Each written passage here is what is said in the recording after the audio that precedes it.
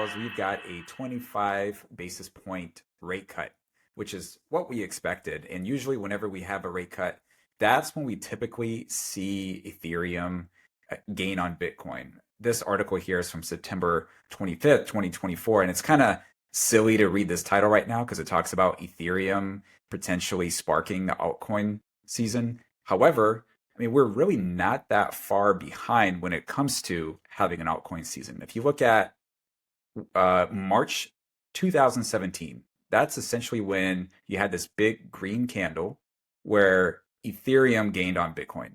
If you look at 2021, the other peak bull market run over the cycle, I should say, April 2021. So right now we're in December, and one of these months we're going to get that big wick up. So that really makes us ponder and wonder what exactly is going to be the narrative in Web3, because that's going to be the next thing to look at once Bitcoin dominance comes down. And one area that I'm looking at is around AI. And I don't know too much about AIOZ, but you're starting to see that gain traction. You're starting to see Tau gain traction. And so the AI narrative is starting to gain traction. And on the flip side of that, it looks like the meme coins, which has been gaining a lot of traction, is starting to cool off a little bit, or at least consolidate. You saw the highs here in November, in late November, early December. And so it may be the short-term top of the meme coin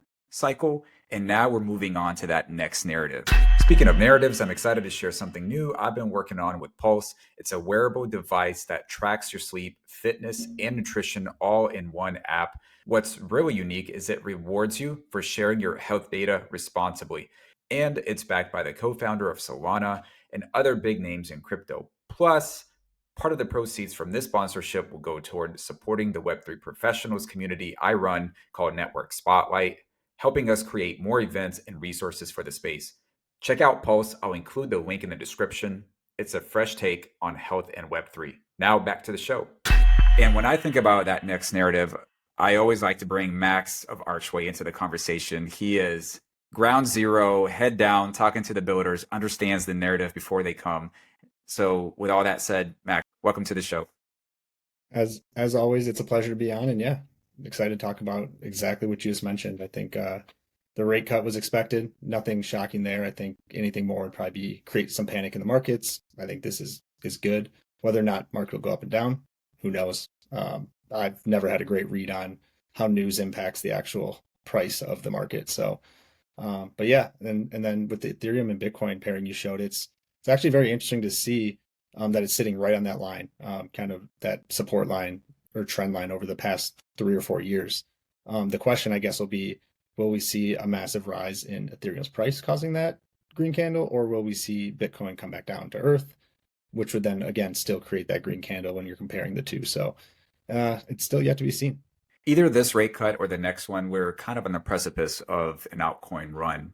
And so a lot of people make a mistake of being very reactive versus proactive. And I think one of the things that we need to look at is what narrative is going to be really popular once we have that altcoin season. And as I mentioned, meme coins, they had their run, they're kind of cooling off a little bit. And so a lot of people are looking at what is going to be the next move here. And you and I off air talked about the rise of AI agents. And so you've got Virtuous Protocol, you've got AI 16Z, you've got Go, which is the meme coin that kind of sparked everything. Where are you seeing the most traction here when it comes to these AI agents?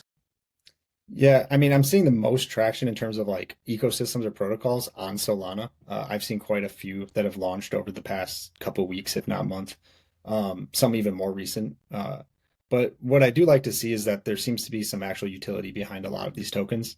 A lot of them are charging, subscriptions to use these agents, which is creating a revenue stream for either the token or giving it some underlying kind of value that I think a lot of meme coins can't. You made the comment about GOAT, and we kind of talked about this off air as well, is like that may be one of the few meme coins that does have some utility. And therefore it probably is a pretty decent bet in terms of, if the market starts to go up, it may follow, even though the meme coin trend seems to be losing some steam. But I do think the meme coins are still very prevalent. I still see new ones popping up on my feed often. Um, but I do think, like you mentioned, they're consolidating quite a bit. There's not as many flooding the market. There's not as many people shilling all these different ones. It seems like the ones that are going to be around, or at least, last longer than like a week or so, are starting to be more sticky. And people are starting to get behind the ones they think will be like the winners of the cycle. So that's been interesting to see, but I do think a big piece of why you're seeing that cool down is also because of these AI agents. They kind of have the volatility of a meme coin, as people continue to speculate and try to understand like what the value is of this technology or a specific agent or framework that's being built out. Um, so you kind of get that exposure to that volatility that people look for in meme coins, where you can get 100x or 1000x in a day, but you're getting a little bit more utility, a little bit more confidence that they could be around for a while because there's an underlying product or use case for that token or network. I do believe that when people look at the capabilities, they're looking at it beyond just, okay, here is an AI agent that is showing some things on Twitter or whatever you may think. They always look at beyond that. And the same thing goes for meme coins. When you see a chain like Solana or Sui that is able to hold a lot of volume around meme coins, the Fidelities of the world, they're looking at that and saying, look, yeah, we're not going to put our money in these meme coins, but this is a sign of the level of technology, the rails here that Yeah. have been put in place by this chain. And so you have to look at these types of narratives and go one step beyond that and wonder, okay, what are going to be the capabilities? And we saw DePIN make its run, a lot of it because NVIDIA was making its run. And so now when you compare the traditional world to Web3, what is that one company that is kind of triggering the next wave of AI? Personally, I think it's Tesla, because now you have AI bots and you have that whole initiative. We're going beyond the infrastructure of AI and we're now looking at real use case applications. And so that's triggering a lot of these conversations around AI because we've kind of matured beyond just the infrastructure. So that's my take on this entire movement. But I want to hear from you, Max. What do you think beyond just the AI? What other narratives are you looking forward to seeing here at the end of 2024 and going into 2025? Yeah, I mean, I do agree with you. I think AI agents in general are probably the biggest narrative that's going to catch on, and I think a big piece of that is you have some of the large thought leaders and investors in the space, like A16Z or A16Z, who've come out with kind of their 2025 outlook for what to look for, what narratives they think are going to be trending, and it was pretty much just a list of AI, different sectors of the AI space, whether it's infrastructure or applications, agents, what have you. So that one certainly to me feels like it's going to have its day. I still think DePIN has a very strong chance to continue to grow and proliferate because, like you mentioned with AI agents, the infrastructure is now set. You have a lot of different protocols that provide decentralized cloud computing, GPUs, what have you. But then we also have now the opportunity to build on top of these. So I think we'll start to see more applications being built out utilizing this infrastructure, which will draw people into it. And as people see it as a true use case, whether it's being able to store things in a decentralized private way, from your mobile device using the blockchain or what have you. I just think as more of these applications get developed, it's just going to draw more and more capital and more users to the DePIN sector. Let's Um, pause there on the deep inside because we have a lot of new people that are watching. They're new to crypto, yeah. and we use these abbreviations because we've been in this industry for such a long time. But let's just make it clear, what exactly is DePIN? So, I mean, it's essentially decentralized physical infrastructure, if you will. So you can think about it like it could be decentralized cloud compute. So things like Akash that you can use to, um, utilize GPUs to do anything really on chain with the servers. And then you also have things like decentralized storage. It's like a Jackal that allows you to store things on chains in a private way that is also decentralized. So it really just means it's like a disaggregated group of validators or participants that are essentially allowing you to utilize this infrastructure and it's not owned by a single party. Um, this is really, in my eyes, a big benefit to not having to rely on like a single point of failure. For example, if an Amazon data center goes down, or if let's say like a Dropbox or like one of those file storing websites, has goes out of business and can no longer support your storage, it's just gone. So having these decentralized networks really allows you to have a lot more confidence that your stuff will actually be there for the long term, so long as there's a node running. You mentioned Akash, you mentioned Jackal. Based on where we are right now in the market, do you feel like it's still early? Like if I want a little bit of exposure to DePIN, I mean, from your personal opinion, do you think it's still a good time? I do, because I really don't think it's taken off as much as it should, given that it goes back to this whole concept of it has real revenue streams. They have users who are actually paying to utilize these products and creating revenue for the underlying protocol or network. So to me, that is something that I've always valued, and we've talked about on previous shows, is like, it's one thing to have this really cool idea and be able to build this really cool protocol, but like, how are you ever going to return that value back to the token holders, or will you ever get to a point where you're actually building underlying value to the network? And I think DePIN has a very clear path to that. Similar to the AI agents that I spoke to, I think there's a very clear path with people paying to utilize these actual agents. So I do think it's early. When you look at Akash, it did have like a pretty big run up over the past, I'd say 3, 4 months, maybe longer.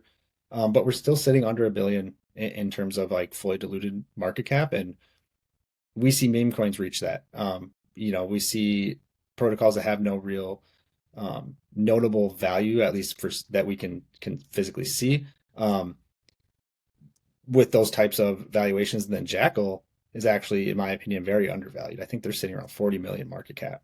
They're pretty low in there, but I think they're definitely one of the most serious players in the decentralized storage space. They do things a lot different than like Filecoin or Arweave. They provide the privacy side of things, which I think is super important if you're going to be storing things on chain, like images, personal photos, even just like notes or things like that. You want to know there's some level of security or privacy, and they offer that, which I have yet to really see anyone else be able to do. So Jackal's one of those teams too. It's a very like small team, but they're really well versed in this space. They have a really unique background in the sense that they're from like an OPSEC background. So they value privacy and all these different things that you would probably want a team to value if you're utilizing them for storage. I just want to echo just the revenue stream part because as you mentioned, this is something that you focused on quite often on my channel, and I just want to give credit where credit is due because I mean, back like 3 months ago, we were down here talking about Aerodrome finance, and you look at the run that it's had. And one of the reasons why you brought this to my attention was because of the revenue that they were generating. And you said, look, right now they're still in the negatives, but these people are generating real revenue and you believe in that business model. And so I just want to give credit where credit is due because you were able to spot this. Yeah, it had its run in a March, but you were able to, catch wind of that and really explain why it was a very sustainable model. And I will pin that video where we discussed that a few months ago because I think it is very important. And it also speaks to your background because I know you come from an accounting background. And so for you, having protocols that are generating real fees, that's something that you feel like is important. So maybe you can briefly touch on where if I'm new to crypto and I'm thinking, okay, so I need to look at these crypto projects that are generating real revenue, like where do I start? So I use Tokenterminal. To me, that's the easiest place to see it. And you can look at their screener. It's called their crypto screener, and you can look at all these different metrics that matter to you. Personally, one of the biggest things I look at is the price to fee ratio. So it's basically just comparing how many fees they're actually generating on chain, whether it's from their services, gas, what have you, compared to what what they're actually trading at. And I do it for fully diluted market cap. So I want to see if all tokens were in circulation, are you actually generating enough value to back your token, or at least is your multiple at a level that's reasonable? Meaning like your market cap's 5 to 10 times more than what you're generating fees, as long as I can see where the growth is coming. So for Aerodrome, for example, had a few things going for it. It was on base, which is gaining a lot of steam. There's a ton of capital and still is being bridged to base on a daily basis.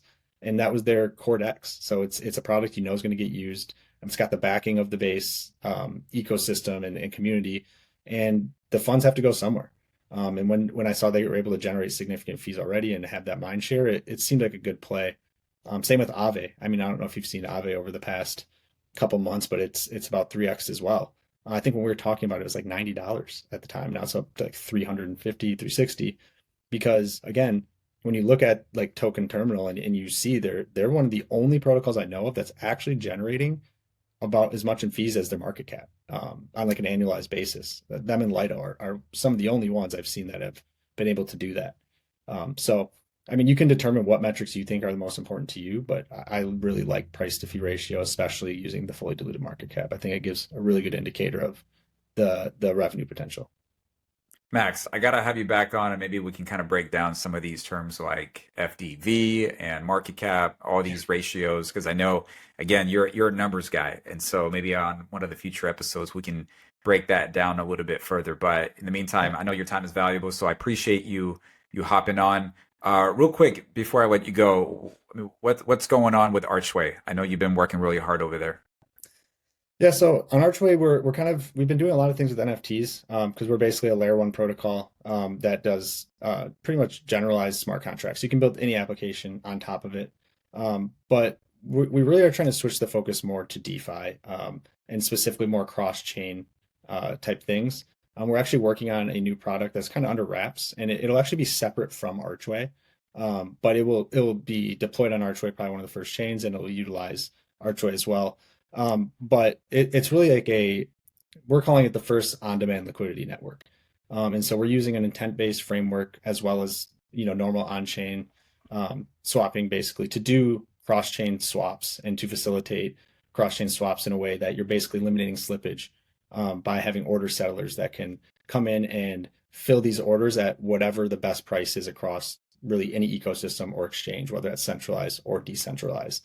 And that will utilize things like an Oracle aggregator, which again, I'm getting into things that are a bit more technical, but it's basically allowing us to provide non-native liquidity to any protocol. So whether it's Ethereum and Solana and Bitcoin that you want on Sui or that you want on Move, you can basically utilize this new product, which we'll be doing a rollout for it and give more information on soon to do that in a way that really is a great user experience, abstracts away a lot of the complexities of cross-chain, and most importantly, at least to me, is it eliminates really slippage that you get from an AMM or really any sort of DEX that you're swapping on that's using two-sided liquidity pools. So we think it's a really cool DeFi product, hasn't been done the way that we've designed it. And we think it'll be very helpful to both users, ecosystems, and the applications themselves. So Many people that are first introduced to crypto, they're just buying crypto, storing it on Coinbase. So they're not necessarily seeing the challenges that a lot of users see that are actually experiencing these like DeFi platforms. But for those that are watching and they're wanting to like dabble into some of this, you'll experience some of the challenges. And so it's really cool to see, Max, that you guys are working to solve some of these problems that are essentially barriers for people, stopping people from jumping in further into the yeah, space. So really appreciate your time. And if you found this information helpful, please consider subscribing to the channel, like the video, share it with your friends, thanks. spread the knowledge. And yeah, check out the links in the description if you want to connect with Max. And yeah, catch you guys in the next video.